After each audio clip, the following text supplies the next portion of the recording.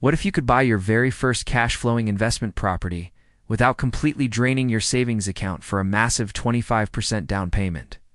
For decades, traditional banks have strictly required new real estate investors to bring a huge pile of cash to the closing table just to get their foot in the door. However, there is a highly underutilized conventional loan guideline that specifically allows you to purchase a single-family rental property with only 15% down.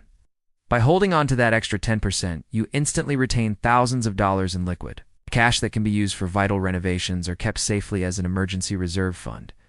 While you will have to pay a small monthly mortgage insurance premium because you're putting less than 20% down, the math often still heavily works in your favor. The incredible cash flow generated by the new tenant will easily cover that minor insurance cost while you leverage the bank's money to rapidly scale your net worth.